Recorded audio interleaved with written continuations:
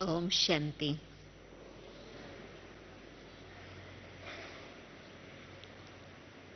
मार्च 1968 में मैं उस समय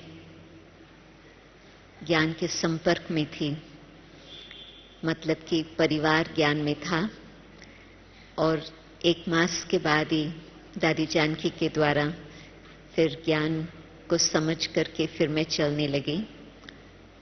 परंतु वो दिन थे जब मैं पूना में विजिट कर रही थी विदेश से, और जिसको आज हम दादा विश्व किशोर कहते हैं। मैं समझती बहुत ही कम इस सभा में होंगे जो उसको सन्मुख मिले होंगे, परंतु जो झार का चित्र है, कल्प वृक्ष का चित्र, उसके नीचे उसी की ही मूर्त वहां पर दिखाई हुई है। तो बाबा से मिलना, मम्मा से मिलना, वो तो चलता ही रहा था बचपन में। तो जब एक दिन हमारी माता जी घर पे आई थी, मैं अपनी ग्रैंड मदर के पास पूना में थी, तो उसने बताया कि दादा विश्व रतन की तबीयत बहुत, विश्व किशोर की तबीयत ठीक नहीं, और वो मधुबन से बॉम्बे में आए हुए हैं। तो एक परिवार के नाते से वो स्नेह का संबंध था, तो मैं पूछती रहती थी उसके बारे में। और एक दिन मुझे ये पता चला कि बाबा ने मुरली में बताया है कि बाबा मधुबन में बैठे उसको सकाश दे रही हैं।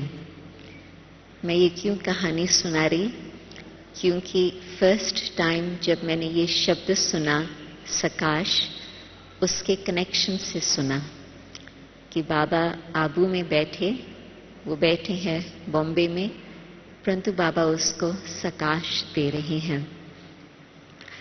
और फिर तो कुछ समय के बाद उस आत्मा ने देह का त्याग किया, और फिर पता चला, फिर वही दिन थे जबकि बाबा ने एडवांस पार्टी का राज खोला और ये भी बताया कि मम्मा भी एडवांस पार्टी में है। तो मार्च 68 में नए नए राज बाबा खोल रहे थे।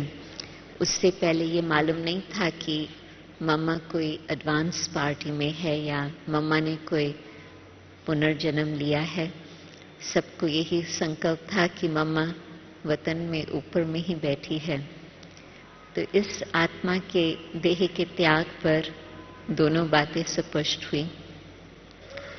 तो जब ये सकाश शब्द मैंने उसके कनेक्शन से सुना, मुझे इंटरेस्ट रहा कि इसका मतलब क्या, क्योंकि फर्स्ट टाइम मैं ये सुन रही थी। तो मुझे बताया गया कि इसका मतलब कि वो ऐसे आत्मा योग्य है, और वो तो मैंने खुद मधुबन में बचपन में हम आते थे तो देखा था कि बाबा का बिल्कुल राइट हैंड, यज्ञ का मैनेजर, हर प्रकार से यज्ञ की रेख देख करने वाले वही थे। और कुदरत से बहुत कम इंग्लिश बोलने वाले थे उस समय। तो बाबा ने दादा विश्व किशोर को ही बोला था कि मैं और मेरा छोटा भाई था, तुम बच्चों को संभालना। तो उस समय कोई मुझे पता नहीं था कि कोई ऐसे महान आत्मा हमको संभालने के लिए बाबा दे रहे हैं, परंतु उनके साथ बहुत अच्छी चिट्ठा चलती रहती थी, क्योंकि प्यार था परंतु ज्ञान नहीं था। तो वो भी बड़े धीरज से, बड़े प्रेम से बताते रहते थे। फिर बाद में और मुझे स्पष्ट हुआ दादी जानकी के द्वारा कि इस आत्मा ने ही सारा प्रबंध किया था, सारे गवर्नमेंट ऑफिशियल से लेन देन करके, जो कराची से यहाँ तक भारत में आए थे।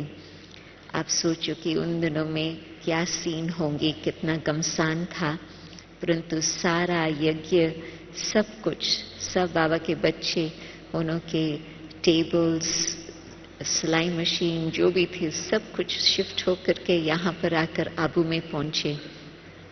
तो उस आत्मा ने ही सारा गवर्नमेंट लेवल पर कारोबार करके वो प्रबंध किया था।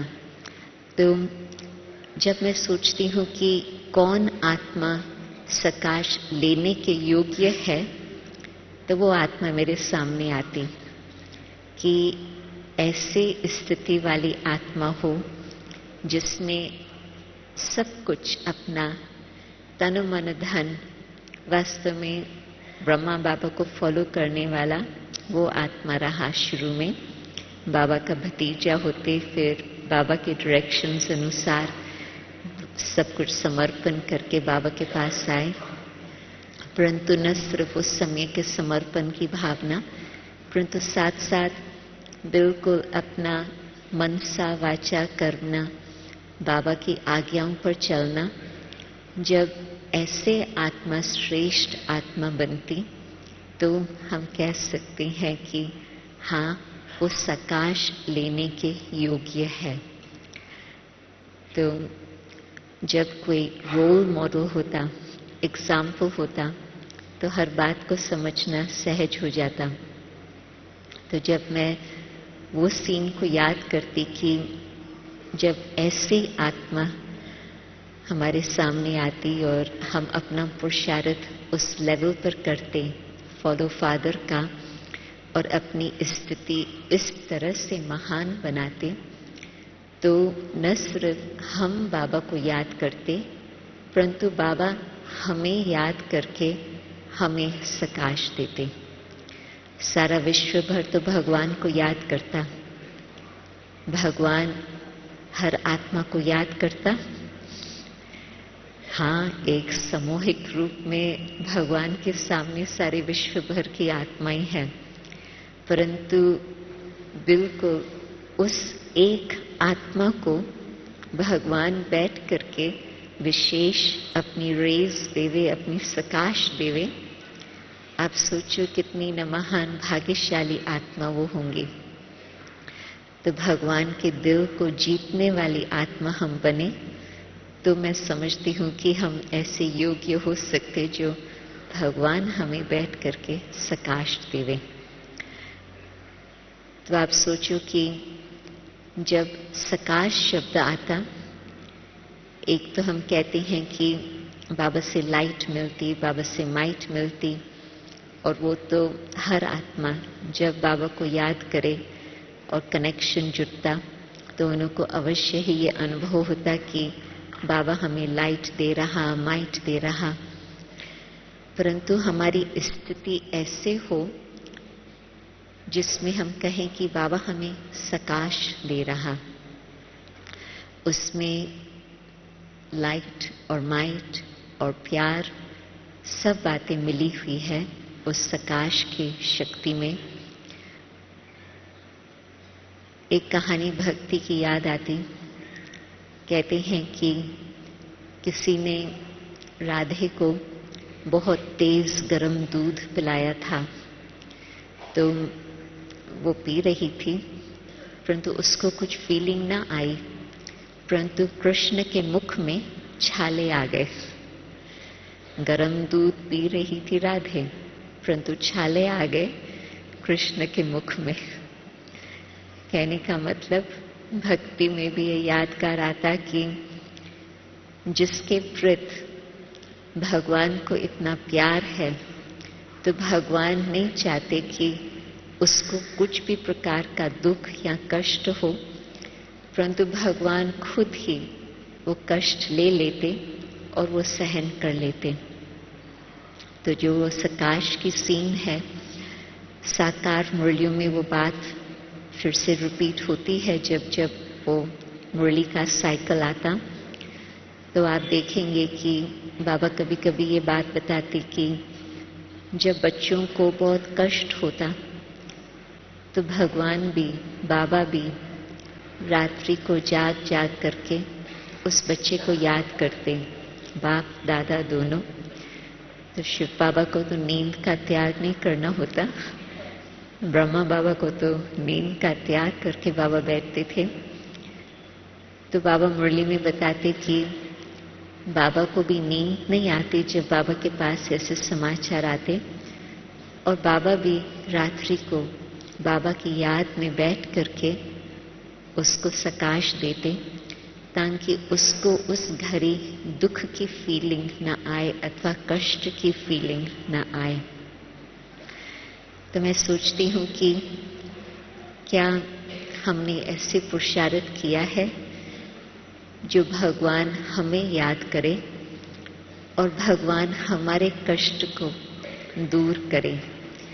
न सिर्फ हम शिव बाबा को याद करें और उस योग बल से अपने विक्रमों को हिसाब किताब को चुकतू करें, वो अलग हिसाब हो जाता, परंतु भगवान हमारे से दुख ले लेवे, दुख मेरे पास आए ही न, मैं शरीर की भोगना की बात कह रही हूँ, और वो भगवान अपने पास लेकर के हमें सिर्फ अपनी वो प्यार की फीलिंग, वो शक्ति की फीलिंग देवे। तो सकाश शब्द आजकल हम बहुत साधारण रीति से कई बार यूज करते, परंतु वास्तव में सकाश एक बहुत ऊंची स्थिति की बात है। तो हमें तो अपने को पहले तो ऐसे योग्य बनाना होगा जो हम अपनी स्थिति को ऐसे बनाएं जो भगवान के दिल को जीत कर हम भगवान के ध्यान को अपने तरफ खींच लेवे। हमें एक बार एग्जाम्पल देते हैं कि जिस तरह से रेडियो ट्रांसमीटर होता तो वो ट्रांसमिशन जाती रहती और फिर जो रिसीवर होते हैं जिन्हों की फ्रीक्वेंसी उस पर ट्यून्ड है, कनेक्टेड है, तो वो उसको पकड़ सकती। तो ये तो सही बात है कि जब हम योग में बैठते हैं तो हम अपनी बुद्धि को भगवान के साथ वो फ्रीक्वेंसी ट्यून करते हैं ताकि हम भगवान के वाइब्रेशंस को पकड़ सकें। परंतु सकाश की वो एग्जाम्पल में बात नहीं आती। सकाश की है कि विशेष आत्मा बनकर बाबा का इतना सपूत बच्चा बनकर बाबा हमें खुद याद करे। उसमें फिर मैं एक और बात भी बताने चाहेंगी कि भिन्न भिन्न योग की स्टेजेस का हम शब्दों में सुनते हैं, परंतु कभी कभी इतना क्लैरिटी नहीं होती है कि इसका कनेक्शन इस बात से क्या है और एक एक बात में फर्क क्या है, इतना क्लियर डेफिनेशन हमारे पास नहीं होता। परंतु कुछ समय पहले बहुत अच्छी तरह से दादी के साथ बहुत क्लियर डेफिनेशंस मिले थे योग के स्थिति के। तो मैंने जब उस बात को अच्छी तरह से समझा, फिर उस बात पर जानकारी होकर, एक तो होता है कि हम चलो अपना पुरुषार्थ कर रहे हैं, परंतु दूसरा होता है जब कोई बात बहुत क्लियर हो जाती तो उस क्लैरिटी के आधार पर हम कुछ अपना पुरुषार्थ करते, तो फिर उसमें पुरुषार्थ में और एक तीव्र शक्ति आती। तो उसमें 3 शब्द जो हम आम तौर से यूज करते हैं और उसका योग के साथ कनेक्शन, ताकि फिर हम सकाश लेने के योग्य बन सके। एक तो देभान से परे, न सिर्फ दे अभिमान को छोड़े, दे अभिमान तो एक मोटे रूप की बात है, परंतु दे का भान भी न हो। तो एक तो दे भान से परे, दूसरा फिर विदेही स्थिति, और तीसरा फिर अशरीरी। ये 3 स्टेजेस। और जैसे मैंने बताया कि शब्दों में पहले हम सुनते हैं तो नजदीक नजदीक लगता, कोई इतना फर्क नहीं महसूस होता, परंतु जब डेफिनेशंस का पता चला तो उसमें ये पता चला कि जब हम देह भान में है, अभिमान चले गया, परंतु अभी तक कुछ न कुछ देह का भान है। वो कैसे हमें पता चले कि अब तक देह का भान है उसमें विशेष 2 निशानियां। एक तो जब हम ये शब्द कहते हैं, ये हमें पसंद है या ये हमें पसंद नहीं है। जहां पसंदी की बात आती, आप देखेंगे कि बहुत सिंपल बातों में हम कहते हैं कि खाने की बातें हैं, ये हमें पसंद है या ये हमें पसंद नहीं है। तो जब ये शब्द आता, खाने पीने की बातें या कपड़ों की बातें या रहन सहन की बात, ये साधारण सब बातें होती है, परंतु हम आमतौर से इन शब्दों को यूज करते हैं, पसंद है, नहीं पसंद है। तो ये देह भान की निशानी क्यों? क्योंकि उस घड़ी इंद्रियों के वश हम बोल रहे हैं। कभी जीभ को कुछ बात पसंद है, नहीं पसंद है। और आप सोचो कि देही अभिमानी स्थिति, देह का भान न रहे, मतलब कि जो भी इंद्रियां है उससे हमने पार जाने का अच्छी तरह से अभ्यास किया हुआ है। तो जब हमने वो अभ्यास किया होगा तो उसमें ये हम नहीं कहेंगे कि हाँ आंखों को ये चीज अच्छी लगती, कानों को ये चीज अच्छी लगती। और मुश्किल बात क्या होती कि पहले तो ये जो स्थूल बातें हैं, उन बातों के लिए हम कहते हैं पसंद है, नापसंद है। मुझे याद आता कि जब मैं पहले आकर के दादी के साथ पूना में रही थी, तो उस समय तो सब कुछ बहुत ही सिंपल था, बहुत ही साधारण था, परंतु बहुत ही शक्तिशाली था। परंतु दादी के पास 6-8 कन्याएं थी उस समय। तो दादी हम लोगों को कहती थी कि आप लोग गाजर खाएंगे? तो दादी हम लोगों के चेहरे को देखती थी, क्योंकि हम प्रोग्राम बनाते थे कि आज क्या बनाना है, कौन क्या करेगा।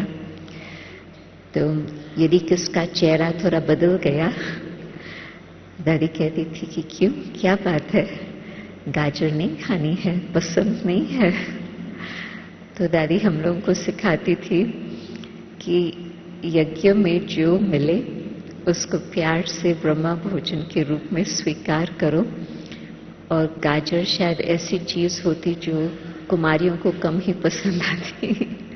आज का मुझे नहीं मालूम, परंतु उन दिनों में ऐसे ही कई बार होता था, क्योंकि उसको पालक पसंद आती। आप जानते हैं ये कहानियों को। परंतु ब्रह्मा भोजन है, पसंद, सब कुछ पसंद है। ऐसे नहीं कि टेस्ट के कारण पसंद है, नहीं पसंद है। परंतु ये जो आदत होती इंद्रियों के खींच की, दूसरी बात इसके कनेक्शन से और एक मुश्किल बात आती। मनुष्यों के लिए भी हम कह देते ये व्यक्ति पसंद है, ये व्यक्ति पसंद नहीं है। और आप सोचो कि यदि हम अभी तक इस स्टेज में हैं, पसंद नापसंद, और हमारी बुद्धि इन बातों में जा रही है, अभी तक उससे पार नहीं गए हैं, तो जहां पसंद नापसंद मनुष्यों के संबंध से आता, आप सोचो कितना हिसाब किताब की बात वो जुट जाती। मनुष्य पसंद है तो वो भी मुश्किल, मनुष्य नापसंद है वो तो और ही मुश्किल। क्यों? क्योंकि वो हिसाब किताब जुट जाता।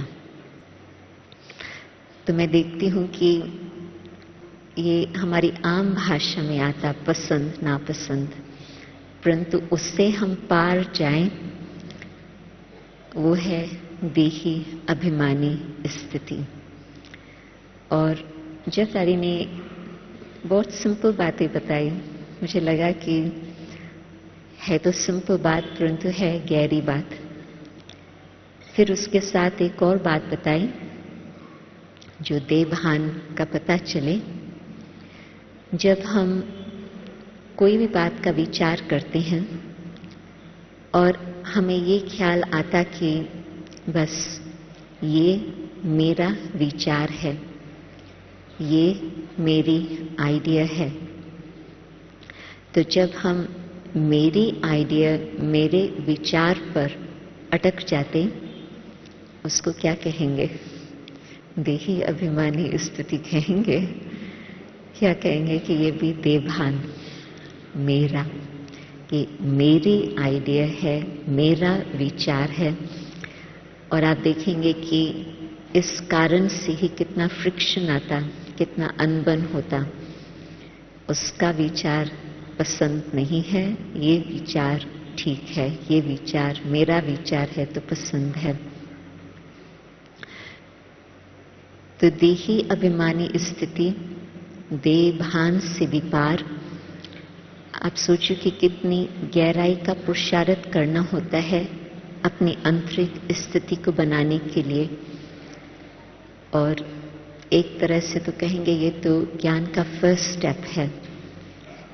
अभी तक देभान की बातें छूटी नहीं है, तो आप सोचो कि और आगे कहां तक पहुंचना है, मंजिल कितना दूर है। फिर दूसरी बात, विधेही। ये जो शब्द आता है विधेही, ये हमेशा निराकार परमात्मा के साथ जोड़ा जाता कि निराकार परमात्मा विधेही है।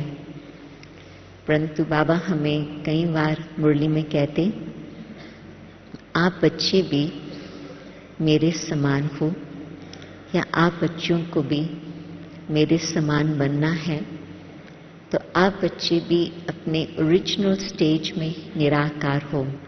आज की ही ब्लेसिंग, निराकार सो साकार। तो जबकि बिल्कुल हम इस देह को इतने भूले हुए हैं, इतना शिव बाबा के साथ नजदीक का संबंध है, जो हम उस स्थिति में रहें और देह बिल्कुल हमें खींचे नहीं। वो जो विधेही स्टेज है, बाबा के बिल्कुल समीपता की स्टेज, जिस समीपता से फिर समानता की स्टेज आ सकती, उसका जितना जितना हम अभ्यास करेंगे, उतना हम बाप समान बन सकेंगे और बाबा के बिल्कुल घनिष्ठ संबंध का हम अनुभव कर सकेंगे। आपने देखा होगा कि जो हम योग के भिन्न भिन्न स्टेजेस बताते हैं, उसमें हाँ, पहले बाबा के साथ हम रूरेहान करते हैं, फिर वो जो कॉन्शियस थॉट होता है, जो संकल्प होता, वो भी शांत हो जाता। फिर वो घड़ी आती जबकि बाबा का अनुभव हम करने लगते हैं। न सिर्फ वो संकल्प है कि आप शांति का सागर है, परंतु वो स्टेज है कि शांति का हम अनुभव कर रहे हैं। और फिर जिस स्टेज को बाबा बीज रूप स्थिति, जिसमें संकल्प नहीं चल रहे हैं, परंतु आत्मा बीज है और हर प्रकार का अनुभव उसके अंदर समाया हुआ है। तो विधेही स्टेज, देह का भान पूरा समाप्त और बिल्कुल आत्मा अपनी ओरिजिनल निराकारी स्थिति का अनुभव करे। तो आप सोचो कि जब हम योग में बैठते हैं तो कब तक, कहां तक, किस परसेंटेज तक ये हमारी स्थिति बन पाती। तो विधेही स्टेज बाबा चाहते हैं कि हम अपने उस स्वरूप का अनुभव करें और इस संसार से हम उड़ने का अभ्यास करें। और तीसरी स्टेज अशरीरी। शब्दों में सिमिलर लगता, परंतु उसका फिर दादी ने स्पष्ट किया था कि शरीर यहाँ है और मैं आत्मा शरीर से अलग होकर के शरीर को देख भी रही हूं। मतलब जितना हम इस तरह से डिटैच होने का अनुभव करेंगे और अभ्यास करेंगे तो इतना सहज सहज अंत मते सुगति, सहज ही आत्मा देह का त्याग करके, शरीर का त्याग करके बाबा के पास उड़ सकती। रिसेंटली कुछ मुरलियों में, और खास करके 2 दिन पहले बाबा की मुरली में ये खास मंत्र था कि बच्चे आप अपनी अंत मते सुगति की तैयारी करो। तो मैं सोचती हूँ कि एक तरफ बाबा ने सेवाएं दी है, दूसरी तरफ बाबा ने बहुत बेहद का परिवार दिया है। तो बेहद के परिवार के इंटरेक्शन में भी कभी मजा आता, कभी कुछ सीखने को मिलता, कभी कुछ और आगे बढ़ने को मिलता, भिन्न भिन्न बातें होती रहती। और फिर सेवा में भी बुद्धि इतनी बिजी हो जाती, इतनी व्यस्त हो जाती, जो हम इस बात को भूल जाते कि बाबा किस कार्य के लिए आए हैं। स्थापना का कार्य शिव बाबा ब्रह्मा द्वारा अपने आप ही कराएंगा, परंतु हम बाबा के पास आए हैं अपनी संपन्न स्थिति बनाने के लिए, संपूर्ण बनने के लिए, और अंत मते हमारी गति ऐसे हो जो बस शिव बाबा के पास ही पहुंचे और कहां पर भी हमारा बुद्धि योग और न जाए।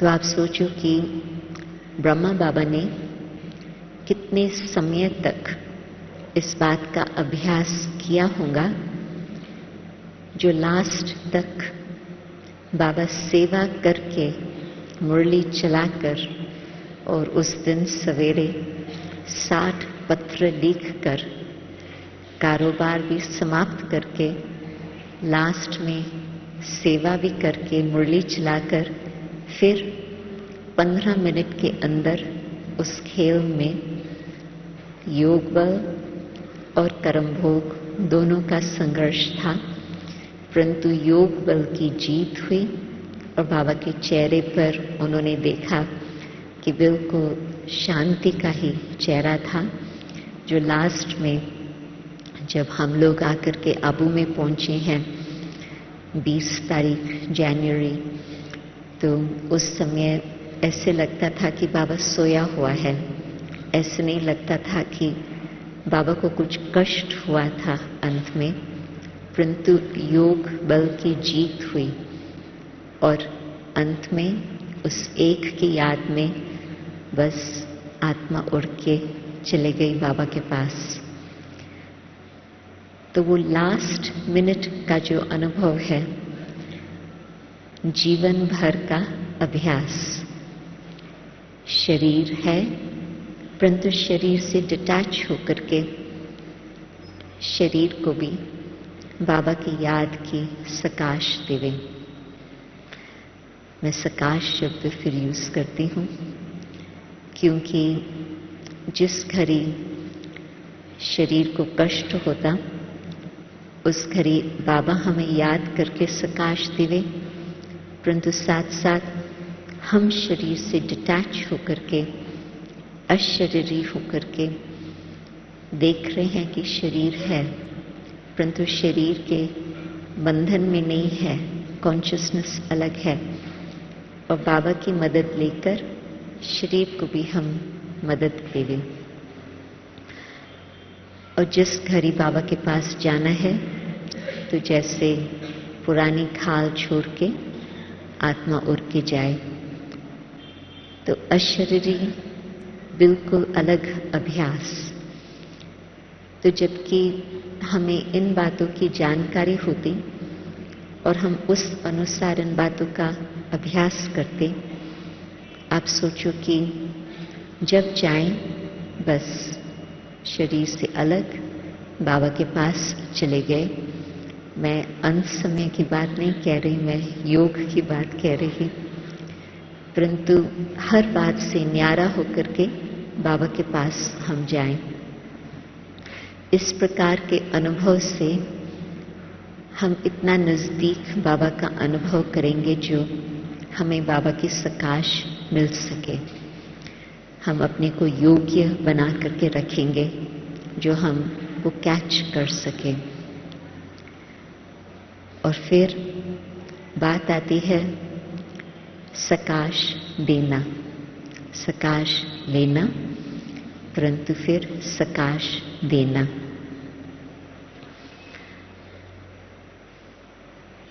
ये भी मुझे लगता है कि कई बार हम उसको बहुत सिंपल करके समझते, परंतु मेरा योग बाबा के साथ ऐसा हो जिसमें बिल्कुल कुछ भी इंटरफेरेंस नहीं है।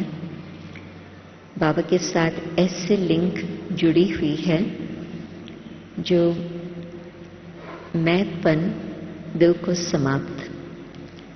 भक्ति में इसका ही यादगार आता कि बिल्कुल भगवान के प्यार में, लव में लीन हो गए।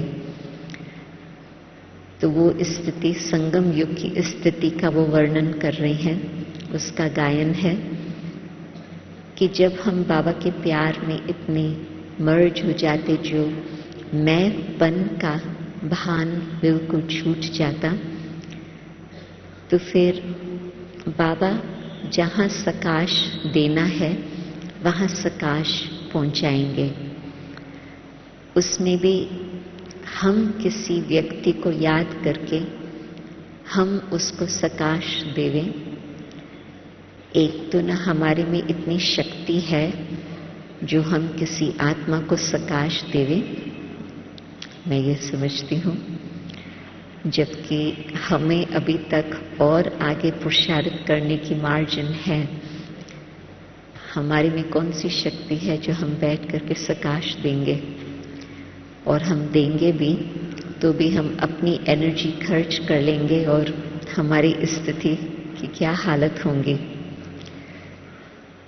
परंतु हाँ, वो स्थिति जबकि बिल्कुल हम बाबा के प्यार में लीन है, मर्ज है, और उस घड़ी फिर बाबा को जहां सकाश देनी है बाबा वहां सकाश देते। जबकि हम एक व्यक्ति का सकाश देने का सोचते हैं तो प्रश्न आता है क्यों? उस एक व्यक्ति के साथ क्यों हम विशेष संबंध रख करके उसको सकाश दे रहे हैं? कोई भी देश में भी कुछ तकलीफ है, आप सोचियो, बेशक कलामिटीज कहाँ एक जगह पर आई है, परंतु उसी घड़ी कितने देशों में युद्ध चल रही है, कितने देशों में लोग कष्ट सहन कर रहे हैं।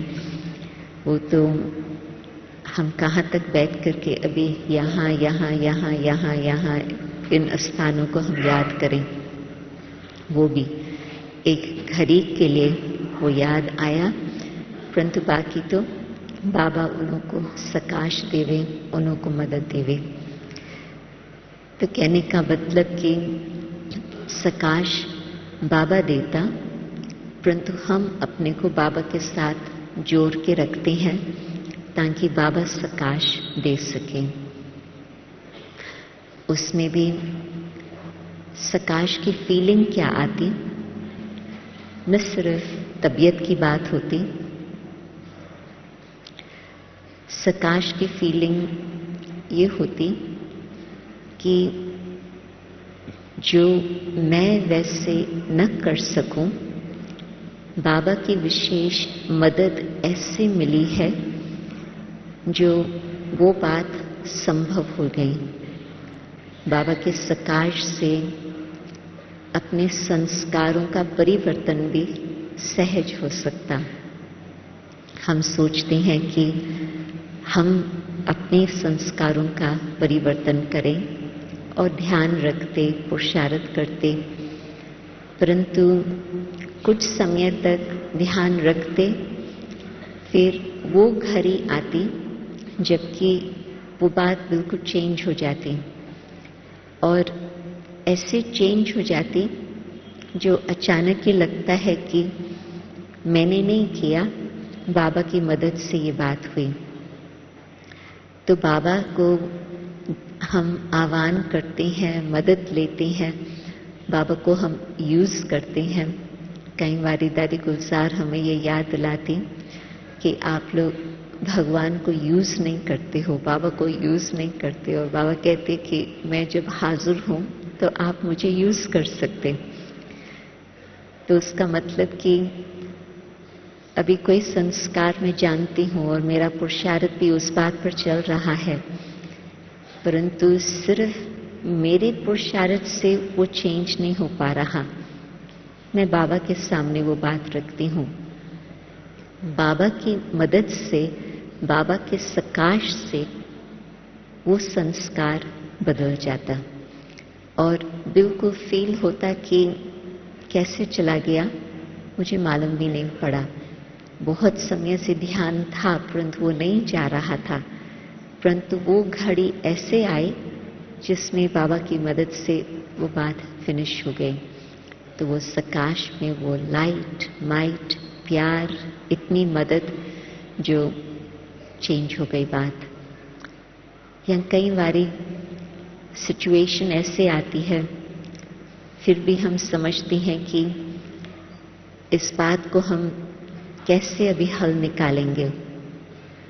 वो भी बाबा के सामने रखो और बाबा का आह्वान करो, बाबा से प्यार भरे संबंध के आधार पर हक रख करके बाबा के सामने रखने से फिर वो भी बात ऐसे चेंज हो जाती जिसमें हमें लगता कि हाँ, वैसे तो ये चेंज होने वाली बात नहीं है, परंतु असंभव बात बिल्कुल सहज संभव हो गई। तो मुझे लगता है कि संगम युग है, मिरेकल्स का समय, जादू का समय, और हम लोग पूर्ण रीति से ये जानकारी नहीं रखते कि जबकि सर्वशक्तिवान हमारे साथ है, वो क्या नहीं कर सकता। हम उस बात को कभी कभी भूल जाते, और जब हम उस बात को याद करते और उस बात को अपने जीवन में यूज करते, तो उसकी शक्तियां किस तरह से काम करती। तो सकाश देने की बात जहां आती, तो बाबा सकाश दे रहा, परंतु हाँ, हम बाबा के याद के द्वारा हम उसको यूज करते हैं, अपने लिए नहीं परंतु विश्व की सेवा के लिए भी।